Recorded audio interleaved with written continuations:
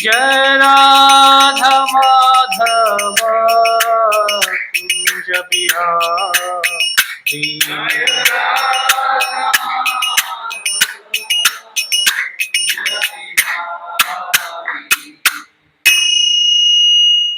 Om Vishnupad Paramhans परिव्राजकाचार्य अष्टोत्तर शतशिष्य of His Divine Grace AC Bhaktivedanta Swami Srila Prabhupada की अनंत कोटि वैष्णव वृंद की जय। हरे कृष्णा। ओम नमो भगवते वासुदेवाय।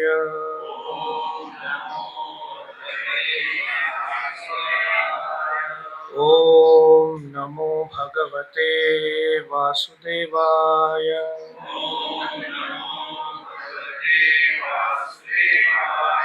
ओम नमो भगवते वासुदेवाय।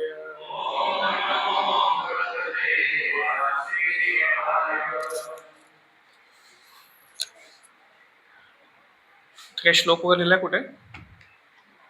ठीक आहे। श्रीमद् भागवतम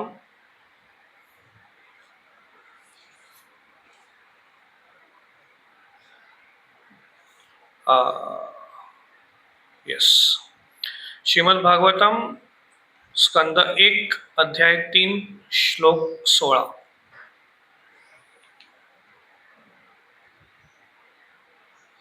सुरासुराणाम उदधिम मत्नताम मंदराचलम दध्रे खमठ रूपेण पृष्ठ एकादशे विभुः। सुरासुराणामुदधिं मथनतां मंदराचलम् दध्रे कमठरूपेण पृष्ठ एकादशे विभुः। सुरासुराणामुदधिं मथनतां मंदराचलम् दध्रे कमठरूपेण पृष्ठ एकादशे विभुः।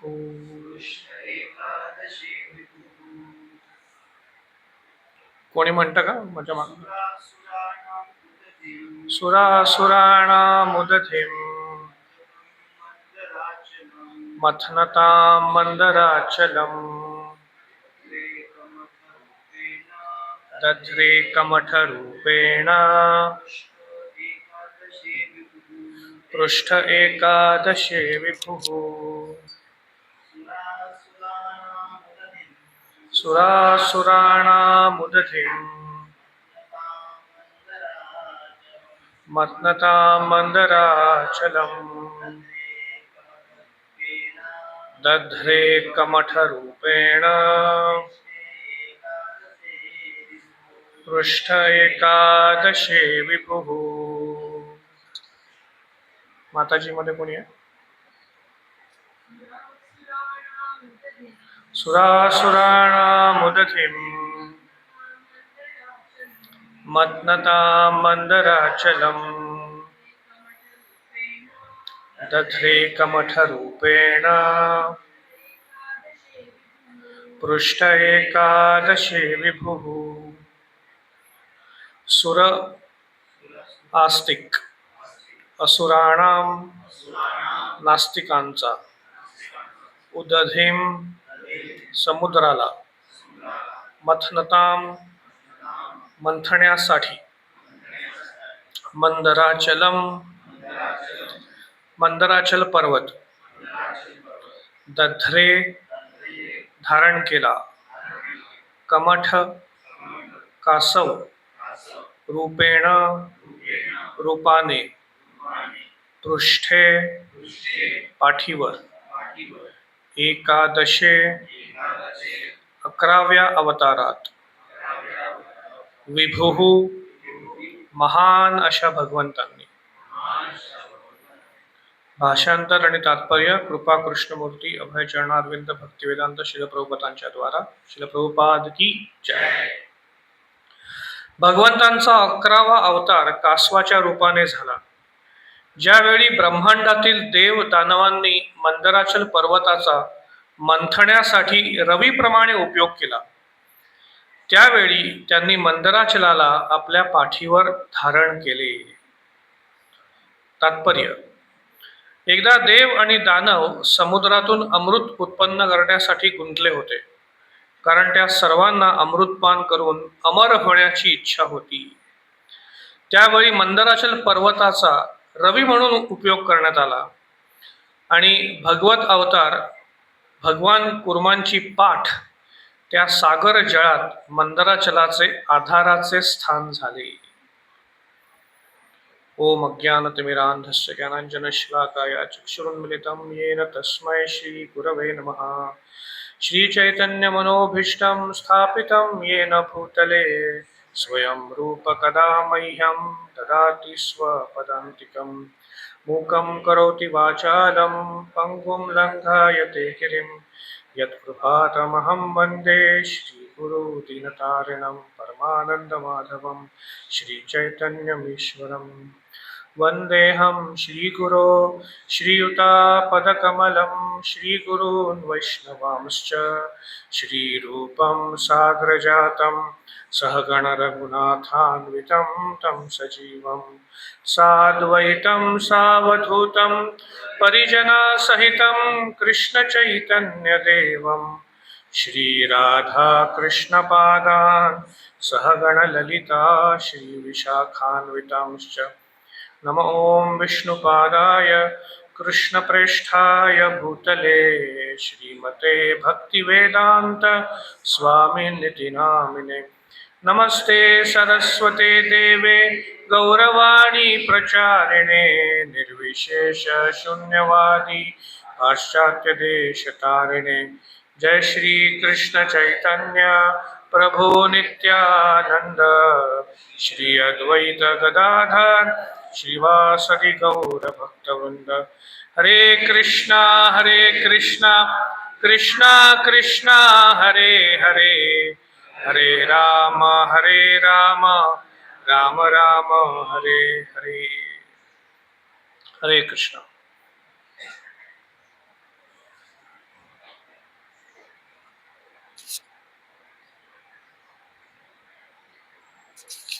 हरे कृष्णा.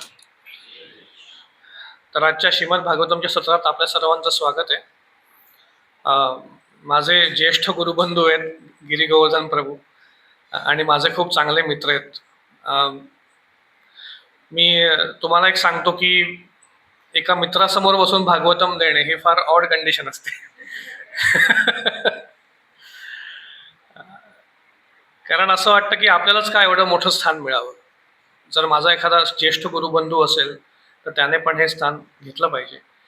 परंतु एक सेवा म्हणून मी हे करतोय, तर स्वीकार करा माझी सेवा. तर या ठिकाणी श्लोकामध्ये मराठी इज ओके. तर या ठिकाणी श्लोकामध्ये कूर्म अवतार भगवंतांचा जो आहे त्याच्याबद्दल एक छोटस संक्षेप रूपात सांगितलंय. काय सांगितलंय तर कधी एकदा देव आणि दानवांच्या मध्ये देव आणि दानवांनी एकत्र मिळून मंदराचल या पर्वताचा उपयोग करायचं ठरवलं. कशा करता तर मंथण्याकरता.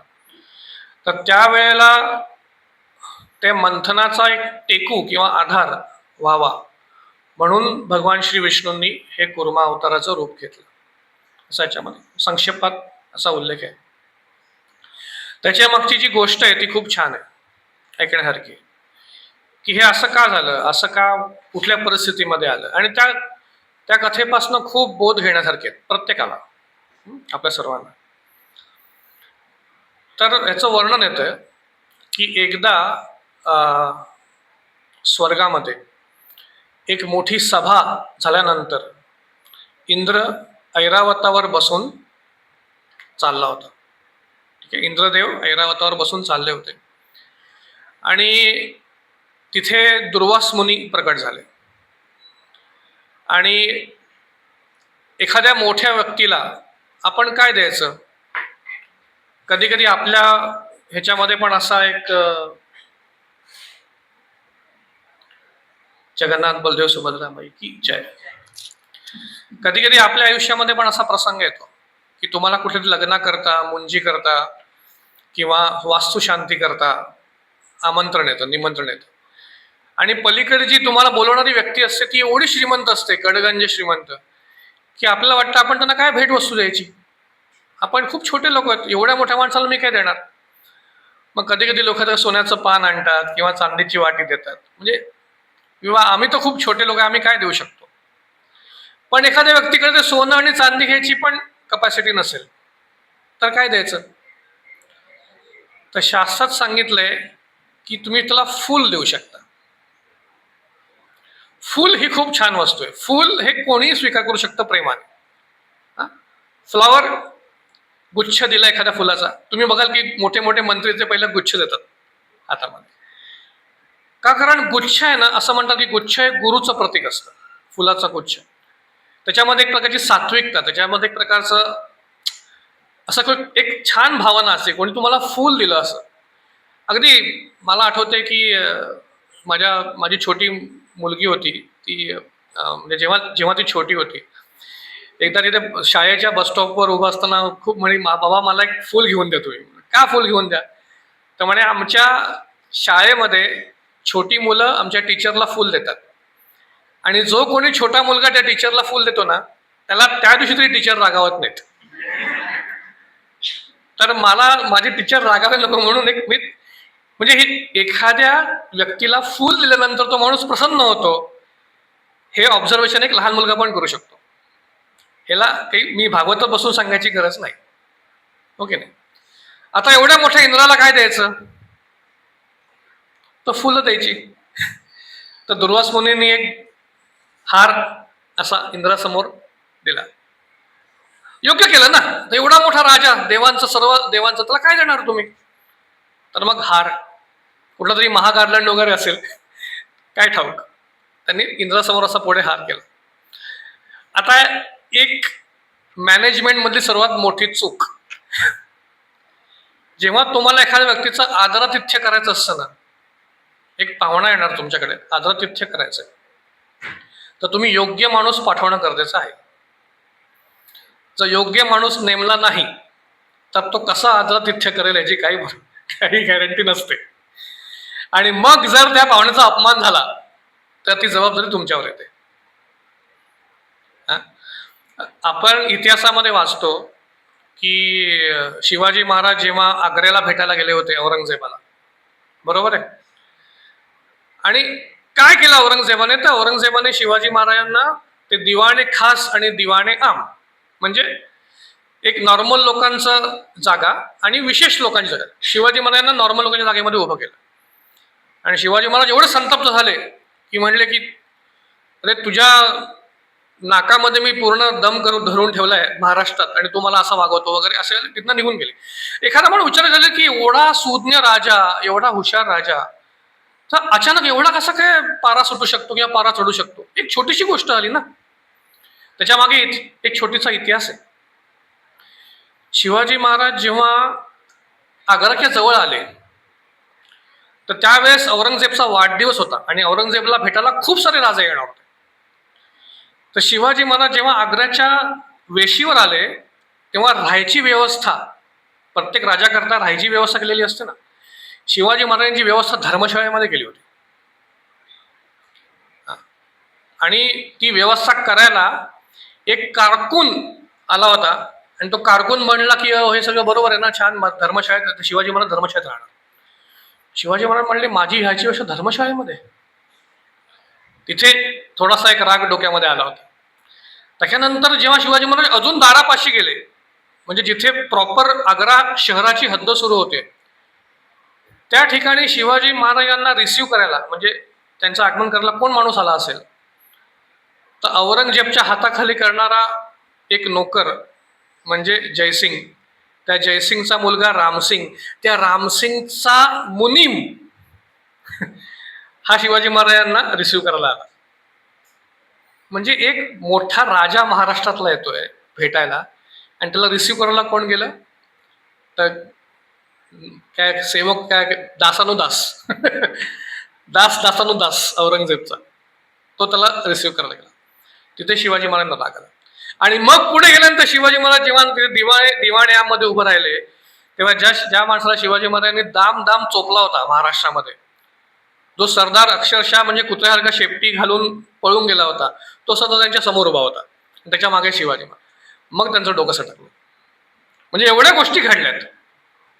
थोडक्यात सांगायचा मुद्दा काय की जेव्हा तुम्ही आदरातिथ्य करता तेव्हा कोण माणूस जातोय याला फार महत्व असतं. आता इथे दुर्वास मुनी इंद्राचं आदरातिथ्य करतायत, एक हार देऊन. इंद्राने तो हार घ्यायला कोणाला पाठवला असेल? इंद्राने आपल्या हत्तीला सांगितलं, अरे तो हार घे रे जरा. म्हणजे असं म्हणलं नसतील, मी म्हणतोय असं, पण ऍक्शन केली असेल, काहीतरी बोलले असतील. विचार करता हत्ती, ते हत्ती ही काय, तो प्राणी आहे हो. जरी ऐरावत असला तरी तो प्राणी आहे. त्या हत्तीने आपला हार घेतला, गर गर गर गर गर गर फिरवला, टाकला असं जमिनीवर, पायाने तुडवून टाकला. आणि हे सगळं कोण बघतंय? दुर्वास मुनी. म्हणजे किती, ऍटलिस्ट दुर्वास मुनी म्हणून असं नको करायला हवं. एखादं दुसरा कुठला अतिशय सेल्फ रिस्ट्रेंड साधू वगैरे असेल, अतिशय क्षमा करणारा गोड स्वभावाचा एखादा साधू असेल, ठीक आहे बा तुम्ही असं काहीतरी करू शकता. तो म्हणेल की अरे काय जनावर आहे. सापडलं तर कोण? दुर्वास मुनी. आणि डायरेक्ट दुर्वास मुनी शापच दिला डायरेक्ट त्याला, की ज्याचा तुला हा एवढा मात चढलाय ना, ही सगळी सत्ता, हे सगळं ऐश्वर सगळं निघून जाईल, काही राहणार नाही शिल्लक. अशी परिस्थिती आहे देवतांची. आणि दुसरीकडे जे दानव आहेत ते सर्व शुक्राचार्यांची छान सेवा करत होते. त्यांना जे काय हवं ते देत होते आणि व्यवस्थित. आता हे दोन ब्राह्मण आहेत, एक दुर्वास मुनी आणि एक शुक्राचार्य, हे दोन्ही ब्राह्मण आहेत. आणि शुक्राचार्यांची खूप छान प्रेमाने सेवा होते आणि दुर्वास मुनींना मात्र देवतांनी अपमानित केलेलं आहे. मग आता काय होणार इकडे पुढे? साहजिक आहे, जसं प्रभूजी काल सांगत होते की एखादा माणूस जेव्हा दान करतो, बरोबर आहे, तो दान करणारा माणूस मांसाहार करणारा असेल, परस्त्री संग करणारा असेल, अजून काही करणारा असेल, पण दान केल्याने पुण्य कमावतं ही गोष्ट सगळ्यांना लागू होते, मग तो व्यक्ती कसाही असू दे. त्याच प्रकारे इथे एखाद्या एवढ्या मोठ्या साधूची आणि एवढ्या वरिष्ठ ब्राह्मणाची जेव्हा सेवा केली जाते, जो प्रामाणिक ब्राह्मण आहे, मग ती सेवा दानव करतायत का देवता करतायत त्याला काही फरक नाही पडत. दानानं जरी केली त्यांना तो फायदा मिळणारच आहे. तर झालं काय की दानव झाले ताकदवान. मी तुम्हाला खरोखर सांगतो, जर एखादा साधू, एखादा प्रतिष्ठित भक्त ह्याचे जर तुमच्या मागे आशीर्वाद असतील तर तुम्हाला कोणी हात लावू शकत नाही. हे एक खरी गोष्ट आहे. म्हणजे जेव्हा पांडव भीष्म पितामह झोपले होते आणि भगवान श्रीकृष्णाने सांगितलं की तुम्ही पांडवांनी तुम्ही तर भेटायला जा, बाणाच्या शय्येवर आपला देह सोडणार आहेत, तर चांगले राजासारखा वेश घालून जा, म्हणजे त्यांना बरं वाटेल की अरे मी एवढं सगळं केलं की तुम्ही राजे व्हावेत म्हणून. सगळे पांडव राजासारखे कपडे घालून गेले आणि मग डोळ्यातनं घळाघळा अश्रू वाहत आहेत भीष्मदेवांच्या. आणि भीष्म म्हणतात अहो दैन्यम अहो कष्टम यद युयम धर्मनंदन. आणि मग काय तो श्लोक पूर्ण आठवत नाही. आणि मग ते म्हणतात विप्र धर्म अच्युताश्रय. म्हणजे भीष्म पितामह म्हणतात की तुमच्या बरोबर एवढे हाल झाले, तुम्हाला एवढ्या वेळेला इतक्या प्रकारच्या यातना झाल्या, तुम्हाला इतक्या प्रकारे हिणवलं गेलं, इतक्या प्रकारे तुम्हाला टाकून दिलं गेलं, पण या सगळ्या प्रसंगातून तुम्ही वाचलात आणि बाहेर पडलात का? विप्र धर्म अच्युताश्रय. तुम्हाला ब्राह्मणांचे आशीर्वाद आहेत, तुम्हाला धर्माचा आशीर्वाद आहे आणि तुम्हाला साक्षात भगवान श्रीकृष्णाचा आशीर्वाद आहे. हे तीन आशीर्वाद तुमच्या पाठी असतील तर तुमचा कोणी केस सुद्धा वाकडा करू शकत नाही. ही खरी गोष्ट आहे. मग जरी तुमचा ऍस्ट्रॉलॉजिकल चार्ट अतिशय घाणेरडा असू दे किंवा काही पण असू दे, पण जर तुमच्या मागे या 3 गोष्टी असतील तर तुमचा कोणी केस पण वाकडा करू शकत नाही. ही फॅक्ट आहे. तर दानवांचं पण तेच झालं, एवढे छान आशीर्वाद मिळाले, मग दानव आणि देवतांमध्ये युद्ध झालं आणि स्वाभाविक आहे कोणाचा जय झाला? दानवांचा जय झाला. आणि मग इंद्रदेवाचे डोळे खाडकन उघडले की आता काहीतरी फार मोठा प्रॉब्लेम झालेला आहे, आता काय करायचं? तर मग ते स्वाभाविकपणे ब्रह्मदेवाकडे गेले की अहो काहीतरी करा, आमची काहीतरी मदत करा. ब्रह्मदेव विष्णूंकडे गेले. विष्णूंनी एक खूप छान गोष्ट सांगितली आणि ही गोष्ट पण शिकण्यासारखी. म्हणजे आता ही जी पार्श्वभूमी आहे ना, ही सांगतोय हे याच्याकरताच सांगतोय. आणि हा जो पूर्ण एपिसोड आहे भागवतातला, ह्याच्यातल्या ह्या गोष्टी फार महत्वाच्या. त्याच्यात विष्णूंनी सांगितली की हे बघा, एक जेव्हा उंदीर बिळामध्ये असतो, हे विष्णूंच्या गोष्ट आहे की जेव्हा एखादी परिस्थिती आपल्या आयुष्यामध्ये अशी येते की आपल्याला असं वाटतं अरे आपण आता सगळं संपलं, तर या माणसाने आपल्याला संपवून टाकलं, आता आपण काही करू शकत नाही, विचार कसा करायचा असतो. भगवान श्रीकृष्ण म्हणतात की जेव्हा एका बिळामध्ये उंदीर आहे आणि त्याच्यात साप शिरतो, तेव्हा तो साप त्या उंदराला खाऊन टाकतो. ठीक आहे. पण समजा एका पिंजऱ्यामध्ये छोट्याशा, एखाद्या लाकडी पिंजऱ्यामध्ये किंवा बांबूच्या वेताचा बनलेला पिंजरा असतो, पूर्वीच्या काळी बनत असतील तसे पिंजरे, त्याच्यामध्ये एक साप आणि उंदीर एकत्र फसले असतील, तर तो साप उंदराला मारत नाही. का मारत नाही? कारण तो साप असा विचार करतो की हा उंदीर आहे ना, हा आपल्या दातांनी हे कुरतडेल आणि तो स्वतःही बाहेर जाईल आणि मलाही बाहेर काढेल. बरोबर आहे. त्यामुळे जेव्हा तुमच्यावर एखादा माणूस किंवा एखादी व्यक्ती इतकी हेवी झाली असेल की तुम्हाला असं वाटतं की आता हा मला संपवणार, तेव्हा तो तुम्ही असा विचार केला की एक कुठंतरी सापळा असेल ना, त्याच्यात तो पण अडकलाय आणि त्याच्यात मी पण अडकलोय. जर त्याला त्या सापळ्यातनं मी बाहेर पडण्याचा प्रयत्न केला आणि त्याला मी प्रॉमिस केलं की मी तुला त्यातनं बाहेर काढेन, तर एखाद्या वेळेस तो मला मारणार नाही. बरोबर आहे. तर विष्णूंनी काय सांगितलं की एक सापळा सगळ्यांच्या आयुष्यामध्ये आहे, तो म्हणजे मृत्यू. देवता तुम्ही सर्वजण मृत्यूशी झगडताय, दानवांनाही तीच भीती आहे की ते कधी ना कधी मरणार आहेत. आणि एक गोष्ट तुम्हाला मृत्यूपासून वाचवू शकते, ती म्हणजे अमृत. जर तुम्ही दानवांना कन्व्हिन्स केलं की आपण दोघं मिळून अमृत बाहेर काढूया आणि त्या अमृतचा सर्वांना फायदा होईल, मग ते तुमच्यावर आक्रमण करणार नाहीत, तुमची जागा घेणार नाहीत. म्हणलं वाह, काय आयडिया सांगितली, भारी. मग आता ते कन्व्हिन्स करण्यामध्ये देवतांना काही प्रॉब्लेम नव्हता, त्याच्यात ते सगळे एक्सपर्ट आहेत. तुम्ही बघितलं असेल की आपल्या याच्यामध्ये सुद्धा जे पॉलिटिशियन असतात, आता आपल्या देशातले, तर नाव घेणं योग्य नाही, पण ते जेव्हा बसतात आणि निगोशिएट करतात, तुम्ही त्यांना नाहीच म्हणू शकत नाही, कारण त्यांचे आर्ग्युमेंट्स इतके जबरदस्त असतात. आणि जर पृथ्वी तलावावरचा एखादा पॉलिटिशियन किंवा राजकीय नेता हा इतका प्रभाव असू शकतो, तर जे अख्ख्या विश्वाचं राज्य चालवत आहेत ते किती असतील हुशार. तर त्यांनी ते बरोबर निगोसिएशन केले आणि स्वाभाविकतेने दानवांनी मान्य केलं की हो, बरोबर सांगताय तुम्ही, आता हेच मिळवणं बेस्ट आहे. चला, एक हर्डल पार झाली. मग म्हणले आता काय करायचंय, कसं हे उत्पन्न करायचं, हे अमृत? तर क्षीरसागर आहे, म्हणजे दूध आहे. त्या जसं दुधामध्ये आपण त्याचं घुसळलं की त्याच्यातनं लोणी बाहेर येतं, बरोबर आहे. त्याच प्रकारे या क्षीरसागराचं तुम्ही मंथन करा आणि त्या मंथनातनं अमृत बाहेर येईल. तो गार्लंड प्रभूतांच्या डोळ्यावर पडला, जस्ट तरी मागे करेल का?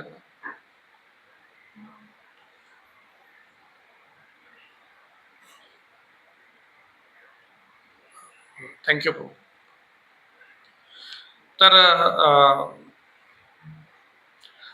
तर हा समुद्र जो तुम्ही घुसळला त्याच्यातनं अमृत बाहेर येईल. आता समुद्र घुसळणं हे काय, म्हणजे एखाद्या ह्याच्यामध्ये घुसळणं ठीक असतं, मग समुद्र घुसळला मोठी रवी पाहिजे. ह्याच्यामध्ये खूप छान हे बरं का, इथे रवी शब्दाचं तुम्ही जर वाचलं त्याच्यामध्ये, तर वी दीर्घ काढलाय, रवी है ना. एक रवी असतो त्याचा वी ह्रस्व असतो आणि एक रवीचा वी दीर्घ असतो.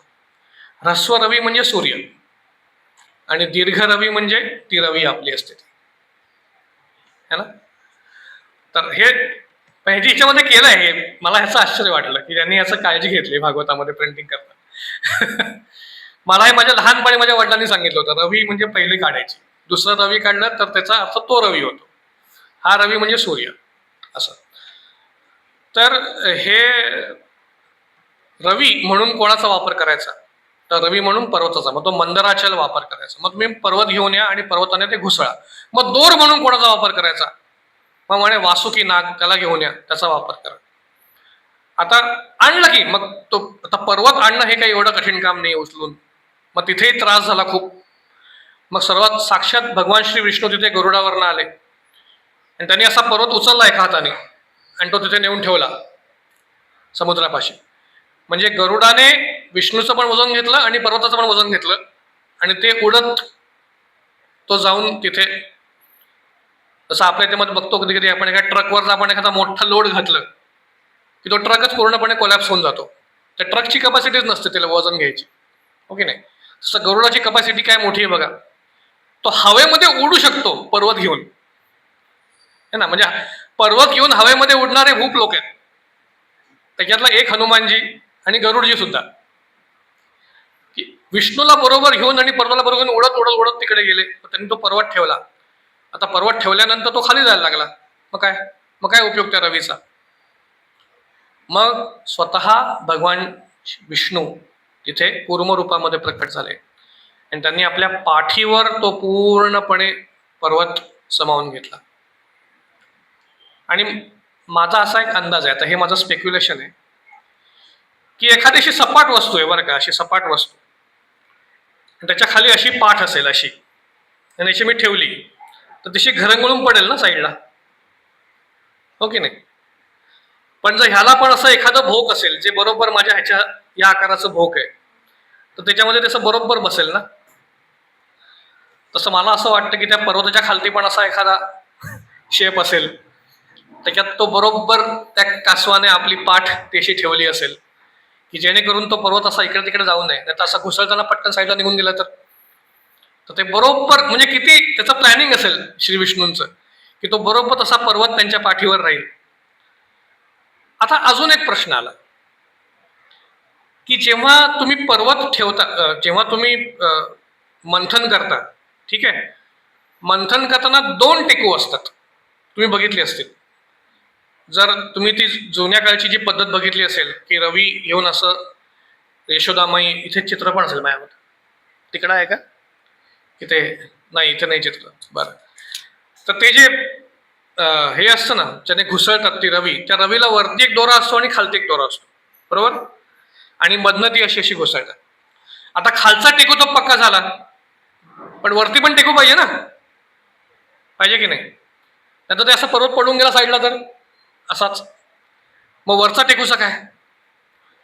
मग तिथे परत श्री विष्णू प्रकट झाले आणि त्यांनी तो पर्वत असा वरती पकडला, धरून ठेवला. आता इथे एक माझ्या डोक्यात असा मी जस्ट विचार करत होतो की जर तुम्ही रवीची उदाहरण घेतलं तर वरचा टेकू आणि खालचा टेकू, हे दोन्ही शेवटी करून खालतीच कनेक्ट झालेले असतात. जमिनीला आधार देणारी व्यक्ती कोण आहे या जगामध्ये, आधार देणारी व्यक्ती आहे पृथ्वी, म्हणून तिला आपण म्हणतो धरा, बरोबर आहे. एखादा माणूस पाय घसरला की कशावर पडतो, पृथ्वीवर पडतो. तो पृथ्वीच्या अजून खाली जात नाही त्याला पृथ्वी सांभाळून घेते. पाय घसरला की माणूस पृथ्वी, म्हणून तिला आपण आई म्हणतो, कारण एखाद्या मुलाचा पाय घसरला तर त्याला सांभाळणारी आई असते. एखाद्या मुलाने चूक केली, त्याचा पाय घसरला, त्याने काय केली तर बाकी सगळं जग त्याला माफ करणार नाही, पण आई मात्र माफ करते. तशा प्रकारे आपला पाय घसरला की पृथ्वी आपल्याला झेलून धरते, ती आपल्याला माफ करते. आता म्हणून टेकू जो असतो तो शेवटी पृथ्वीला टेकलेला असला पाहिजे, मग तो वरती असो किंवा खालती असो, बरोबर आहे. एवढं कळलं तुम्हाला. आता विष्णू तर असे आधांतरी उभेत वरती हवेत आणि त्यांनी तर ते बसलेत, तुम्ही जर चित्र बघितलं त्याच्यावर ते बसलेले आहेत वरती पर्वतावर, मग ते तर पृथ्वीला खाली टेकलेलं नाहीये, मग ते कसं काय आधार देऊ शकतात, याचं काय उत्तर आहे. तुम्हाला कळलं माझा काय प्रश्न विचारतोय. तर याचं कारण असं आहे की पृथ्वीमध्ये पण आधार देण्याची शक्ती कशामुळे, कारण तिच्या खाली अनंत शेष बसलेले आहेत आणि ते तिला आधार देतात. त्यामुळे शेवटी आधार देणारी व्यक्ती कोण आहे? तर विष्णू. मग तो खालती असो किंवा वरती असो किंवा कुठे असो, तर विष्णू आधार देत असतील ना, म्हणून आमार पालन भार इखोना तो मार असं म्हणतात भक्तिविनोद ठाकूर, की माझा जो भार आहे ना, ते सांभाळणारी एकच व्यक्ती आहे, ती म्हणजे तुम्ही आहात, परमेश्वर. आणि हे सगळे दोन टेकू व्यवस्थित मिळाल्यानंतर मग तिकडे ते चर्निंग सुरू झालं. तर ही जी मंथन करण्याची प्रक्रिया आहे ना, या मंथन करण्याच्या प्रक्रियेमध्ये या टेकूला फार महत्व आहे, एक आधाराला फार महत्व आहे. आणि आपल्या शास्त्रात सांगितलंय की आपण जेव्हा हरे कृष्ण महामंत्राचा जप करतो तेव्हा आपल्या हृदयामध्ये आपण एका प्रकारचं मंथन करत असतो. म्हणजे ही जी प्रक्रिया आहे, हरे कृष्ण कृष्ण कृष्ण हरे हरे, हरे राम राम राम हरे हरे, राधानाथ स्वामी म्हणतात की आपल्या हृदयाचं पूर्णपणे एक मंथन होत असतं. कारण आपल्या हृदयामध्ये पण ती भक्ती आहे, पण ज्या प्रकारे दुधामध्ये लोणी दिसत नाही त्या प्रकारे हृदयामध्ये भक्ती दिसत नाही. एखादा माणूस असा नॉर्मल माणूस आला आपल्या घरी, आपल्याला असं वाटतं की हा फार मोठा संत आहे म्हणून, पण तो संत होऊ शकतो. म्हणून नित्यसिद्ध कृष्ण प्रेम साध्य कबू नये, श्रवणादी शुद्ध चित्ते करये उदय, ते त्याच्या हृदयातनं बाहेर पडू शकतं, पण त्याकरता चर्निंग. तो काय एक श्लोक आहे चाणक्य पंडितांचा, पुष्पे गंधम तिले तैलम काष्ठे अग्निम पयसी घृतम अक्षौ गूढम तथा देहे पश्यती आत्मान विवेकथा. खूप छान श्लोक आहे चाणक्य पंडितांचा. काय? पुष्पे गंधम, फुलामध्ये अत्तर आहे, परफ्यूम, पण दिसतं का दिसायला? नाही दिसत. तिले तैलम, तिळामध्ये तेल आहे, दिसत नाही. असं तीळ घेतला पांढरा तर कुठे तेल आहे? काही दिसत नाही. काष्ठे अग्निम, एखाद्या लाकडामध्ये आग आहे पण दिसते नाही दिसत दिसायला. आणि पयसी घृतम, दुधामध्ये तूप आहे पण दिसत नाही. आणि अक्षौ गुढम, म्हणजे ऊसामध्ये गुळ आहे. आपले कुठे गेले प्रभूजी? कृष्णा गावडे, त्यांचा खूप मोठा ऊसाचा छान आपण छान ऊस लावतो, आपल्याला वाटतं अरे किती छान गुळ लावलाय, असं कोणी म्हणतं? ऊस लावलाय छान, ऊसामध्ये गुळ आहे. अक्षो गुढम तथा देहे पश्यती आत्मानं विवेकतः, तसंच आपल्या शरीरामध्ये आत्मा आहे आणि तसंच त्या आत्मामध्ये भक्ती सुद्धा आहे. पण गरज कशाची आहे? थोडं घासायला पाहिजे ना. लाकूड घासलं की त्याच्यातनं आग बाहेर पडते. ते जे फूल असतं, त्या फूल सुकवलं, त्याला चांगलं दाबलं, चिरडलं की त्याच्यातनं अत्तर बाहेर पडतं. दुधाला घुसळलं की त्याच्यातनं लोणी येतं किंवा तूप येतं. त्याच प्रकारे आपल्याला पण आपल्या हृदयाचं चर्निंग करावं लागतं. ते चर्निंग केलं की त्याच्यातनं कृष्णप्रेम प्रकट होतं. ती चर्निंगची पद्धती आहे हरे कृष्ण महामंत्राचा जप. आणि त्याकरता महत्वाची गोष्ट काय आहे? टेकू, एक स्थान महत्वाचं आहे. म्हणून बऱ्याचदा जप करताना लोक बसून जप करतात. प्रभुपाद त्यांच्या लेक्चरमध्ये जेव्हा प्रभुपादांचं एक लेक्चर आहे हरे कृष्ण महामंत्राचे, प्रभुपाद म्हणतात सिट प्रॉपरली. सिट प्रॉपरली का म्हणतात? सिट प्रॉपरली कारण एका जागेवर बसून जर जप केला व्यवस्थित तर ते हृदयाचं चर्निंग होऊ शकतं. इकडे तिकडे फिरत करू शकता तुम्ही, काही हरकत नाही. झोप आली असेल तर काय करणार, चालत करू शकतो, पण बसून एका ठिकाणी जप. स्थानाला महत्व आहे. म्हणून आपल्याकडे पण असं एक सेंटर आहे. हे सेंटर एक स्थान आहे. या स्थानावर लोक येतात, लोक नमस्कार करतात. त्या स्थानाला महत्व आहे.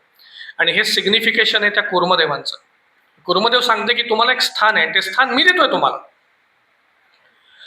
आता इथे कुर्मदेव अजून एक गोष्ट सांगतात आणि एवढं सांगतो आणि मी थांबवतो की कुर्मदेव हे त्या समुद्राच्या खालती आहेत. त्याच्यावरती एवढा तो मोठा पर्वत घुसळतोय. एकदा ते पर्वताची प्रक्रिया सुरू झाली की त्याच्यातनं मग काय काय काय काय गोष्टी बाहेर पडतील. छान विष बाहेर पडेल, अमृत बाहेर पडेल, रत्न बाहेर पडतील, जे काय बाहेर पडेल. पण त्याच्यात त्या कुर्मदेवांना कोणी काही जाऊन सांगत नाही बाबा की तुम्ही खूप छान करताय, हो काम खूप चांगलं करताय, थँक्यू तुम्ही हे करताय. म्हणजे मी ऍक्च्युली हे लेक्चर देण्याकरता मी कुर्मदेवांचं लेक्चर शोधत होतो, कुठे काय मिळतंय का. तो खूप लोकांनी कुर्मदेवांवर लेक्चर दिलेलं आहे. म्हणजे मला फक्त 2 लेक्चर सापडली कुर्मदेवांवरची अख्ख्या युट्यूबवर. म्हणजे कुर्मदेवांचे फारसे कोणी स्तुतीच करत नाही असं दिसून आलं. किती महत्वाची गोष्ट आहे. परंतु जेव्हा भक्तिसिद्धांत सरस्वती ठाकूर यांनी जेव्हा सर्वप्रथम लहानपणी भक्ती करायचं ठरवलं, तेव्हा भक्तिविनोद ठाकूरांनी त्यांना एक कुर्मशिला दिली होती की तू हे कर, कुर्मशिलेचा आधार घे. कारण कुर्मशिला ही फाउंडेशन आहे, तुमच्या भक्तीचा आधारस्तंभ आहे. तो आधार आहे, त्याच्यावर सगळं चर्निंग, सगळं जे काही ते त्या आधारावर उभारलेलं आहे. बरोबर आहे. आणि आधाराचं कोणीही कधीही कौतुक करत नाही. त्यामुळे जी व्यक्ती धार्मिक संस्थेमध्ये आहे आणि त्या धार्मिक संस्थेमध्ये तिने आधार द्यायचा ठरवलेला आहे, तर तिने एक गोष्ट समजली पाहिजे की माझं कोणी फारसे येऊन कौतुक करणार नाही आणि कौतुकाची अपेक्षा ठेवू नका. ठीक आहे. आणि म्हणून त्या कुर्मशिलेची ती जी पूजा करायची आहे, म्हणून गीतेमध्ये भक्ताचे जे गुणधर्म आहेत, पहिला गुणधर्म भक्तात काय सांगितलं गीतेत? अमानित्वम. अमानित्वम म्हणजे कुठल्याही कौतुकाची अपेक्षा नाही. तर हे एक फार महत्वाची वस्तू आहे. हे आपण ह्याच्यातनं शिकतो की कुठल्याही. अजून एक कुर्मशी एक शेवटची गोष्ट सांगतो आणि मग संपवतो की हे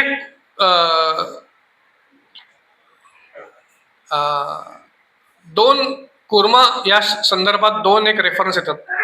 एक तर कुर्म क्षेत्र, जिथे चैतन्य महाप्रभूंनी व्हिजिट दिली होती. ठीक आहे. आणि दुसरी गोष्ट म्हणजे कुर्म पुराण. तर भक्तांकरता या दोन्ही गोष्टी फार महत्वाच्या आहेत. कुर्म क्षेत्र ही अशी जागा आहे जिथे चैतन्य महाप्रभूंनी स्वतः, एक वासुदेव नावाचा एक कुष्ठरोगी होता, त्याला स्वतः आलिंगन दिलं होतं चैतन्य महाप्रभूंनी. आणि त्या कुष्ठरोगाला आलिंगन दिल्यानंतर चैतन्य महाप्रभूंनी त्याचा पूर्णपणे कुष्ठरोग बरा झाला. जेव्हा प्रतापरुद्र महाराजांना ही गोष्ट सांगितली, तेव्हा प्रतापरुद्र महाराज म्हणले की हो, आता मी विश्वास ठेवतो की चैतन्य महाप्रभू पूर्ण पुरुषोत्तम भगवान आहे. कारण कुष्ठरोगाला कोणी आलिंगन देऊ शकणार नाही, केवळ परमेश्वर आलिंगन देऊ शकतो. तर ही एक महत्वाची गोष्ट. आणि दुसरी म्हणजे कुर्म पुराण. तर हे फक्त शेवटचं सांगतो की हा एक ब्राह्मण होता, त्याचं नाव होतं रामदास विप्र. तो ब्राह्मण होता. त्या मदुराई ही जी जागा आहे, मदुराईमध्ये तो ब्राह्मण होता. आणि तो ब्राह्मण ना जेवत नव्हता. का? त्याला चैतन्य महाप्रभू विचारले, तू जेवत का नाहीस? तो म्हणला, कारण सीतेला रावणाने पळवलंय आणि त्याने सीतेला हात लावलाय. आता ह्याचा विचार मला सहन होत नाही, आणि मी जेव्हा सीतेला असं हे केलेलं आहे, हात लावला, मी कसं काय जेवण करणार? म्हणून मी जेवण करत नाही. चैतन्य महाप्रभू म्हणले, हो बरोबर आहे, तू म्हणतोस. त्यांनी त्याला हे केलं. म्हणजे किती चांगली गोष्ट आहे की तू असा एवढा तुझ्या ध्यानामध्ये एवढा डीप गेलेला आहेस की तुला असं काही करावं असं वाटत नाही. मग नंतर चैतन्य महाप्रभू पुढे गेल्यानंतर त्यांना एका ठिकाणी कुर्मपुराण सापडलं. त्या कुर्मपुराणामध्ये कथा आहे की वास्तविक सीतेला रावणाने हात लावलाच नाही. कारण जेव्हा रामाला अंदाज आला नाशिक शहरामध्ये जिथे सीतेवर आक्रमण होत आहे, तेव्हा ताबडतोब रामचंद्रांनी अग्निदेवाला प्राचारण केलं आणि सीतेला अग्निदेवाकडे दिलं. आणि एक खोटी सीता निर्माण झाली. आणि त्या खोट्या सीतेला रावण घेऊन गेला. आणि मग ती खोटी सीता जेव्हा परत आली, तेव्हा परत अग्निपरीक्षा झाली. आणि अग्निपरीक्षेमध्ये परत खोटी सीता आतमध्ये निघून गेली आणि खरी सीता बाहेर आली. हे सगळं त्या कुर्मपुराणात सांगितलेलं आहे.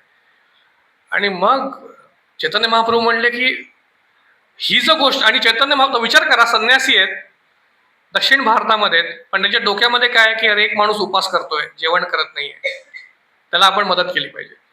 चैतन्य महाप्रभूंनी काय केलं असेल, त्यांनी ती कुर्मपुराणाची प्रत घेतली, त्या प्रतीची स्वतःच्या हाताने कॉपी तयार केली. झेरॉक्स मशीन नव्हते हो तेव्हा अवेलेबल, किंवा झेरॉक्स काढले किंवा पटापट कॅमेऱ्यावर फोटो काढले, असं काय नव्हतं. स्वतःच्या हाताने प्रत तयार केली. ती प्रत तिथल्या ब्राह्मणानं दिली की मी माझ्या हाताने केली, तुम्ही घ्या. आणि ओरिजिनल प्रत स्वतःबरोबर घेऊन परत मदुराईला आले. आणि त्या ब्राह्मणाला ती प्रत दिली आणि म्हणले, हे बघ इथे काय सांगितलंय, इथे ही कथा. त्या ब्राह्मणाने ते वाचलं, त्याच्या डोळ्यात अश्रू आले. तो म्हणले, मला माहित नाही की ह्या प्रतीमध्ये काय दिलंय ते खरं आहे का खोटं आहे, पण मला एक गोष्ट कळते की तुम्ही पूर्ण पुरुषोत्तम भगवंत आहात. कारण एखाद्या क्षुल्लक माणसाकरता इतकी मेहनत करणारं काम फक्त परमेश्वर करू शकतो, हे कोणी करू शकत नाही. तर या ठिकाणी पण कुर्मदेवांनी आपल्या पूर्ण पाठीवर तो डोंगर घेतलाय आणि अतिशय क्षुल्लक कामा करता, खरं देवतांमध्ये आणि असुरांमध्ये भांडण चालू, याच्यात काय परमेश्वरला पडायची गरज आहे. पण त्याच्याकरता ते पडलेत, त्यांनी ते आपल्या पाठीवर घेतलंय. त्यांना कोणी प्रशंसाही करत नाहीये, त्यांचं कोणी कौतुकही करत नाहीये. अशा वेळेला त्यांनी काय करावं? मग ठीक आहे ना, मी निघून जातो ना. तुम्हाला जर काय माझं कौतुकच नाहीये तर मी कशाला थांबू इकडे, मी निघून जातो. पुढे कुर्मदेव काय करतात की ते आपल्या पाठीवर एक प्रकारची खाज निर्माण करतात. खाज येते की नाही? आणि मग ते म्हणतात की अरे हे लोक किती चांगलं कार्य करतायत, की हा जो असा पूर्ण घुसळतोय तो मंदिर, तो मंदाराचल, त्याने माझी ती पाठ खाजवली जाते, मला जरा बरं वाटतंय. म्हणजे तुम्ही असं म्हणत असाल देवाला की अहो काय हे लोक, यांनी तुमच्याकरता प्रशंसा पण नाही केली, तुम्ही एवढं मोठं डोक्यावर आपल्या खांद्यावर तर घेतलं. तर परमेश्वर म्हणले की अरे मी त्यांची कशाला प्रशंसा केली पाहिजे, त्यांनी कशाला माझी प्रशंसा केली पाहिजे, मी त्यांना थँक्यू म्हटलं पाहिजे, कारण माझ्या पाठीला खास सुटली होती आणि त्यांनी माझी खाज शमवायचा प्रयत्न केला. तर हे ॲक्च्युली एक आदर्श जो खरा नेता असतो ना, त्याचं हे कर्तव्य असतं आणि त्याच्या ह्या क्वालिटीज असतात की तो कोणाकडनंही प्रशंसेची अपेक्षा करत तर नाहीच. उलट तो म्हणतो की अरे मी तुमच्या प्रती कृतज्ञ आहे की तुम्ही मला इतकी सेवा देताय. तर अशा प्रकारे कुर्मदेवांपासून आपण हे शिकलं पाहिजे. आता एक शेवटची गोष्ट,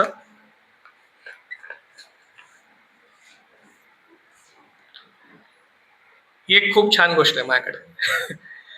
तर ज्या ठिकाणी ही कुर्मशिला, त्या ठिकाणी कुर्मशिला भक्तिविनोद ठाकूरांनी भक्तिसिद्धांत सरस्वती ठाकूरांना दिली होती, त्या जागेचं नाव आहे भक्तिभवन. कलकत्त्यामध्ये नुकतेच ते भक्तिभवन आपल्या इस्कॉनच्या ताब्यामध्ये आलंय आणि त्या जागेची जी धूळ आहे ती धूळ ह्याच्यामध्ये आहे. तर मी सर्व तुम्हाला ही डबी देतो, थोडं थोडं घेतलं, एक कण तुम्ही आपल्या हातावर काढून घ्या आणि आपल्या डोक्यावर ठेवा. हा, एवढं नाही त्याच्यामध्ये, ठीक आहे. माझ्याकडे या, मी तुम्हाला थोडी थोडी धूळ देईन त्याच्यातली. आणि तर हे अतिशय खूप पॉवरफुल जागा आहे कुर्मदेवांशी कनेक्टेड. शिल प्रभुपाद की, ग्रंथराज श्रीमद भागवतम की जय. सॉरी, हरे कृष्ण. थोडा पुढे गेलो मी, 8:40 पर्यंत. हरे कृष्ण. प्रभूजी, कोणास काही प्रश्न असतील तर विचारा, तर आपण हे सेशन सुरू करू पुढचा जो आहे.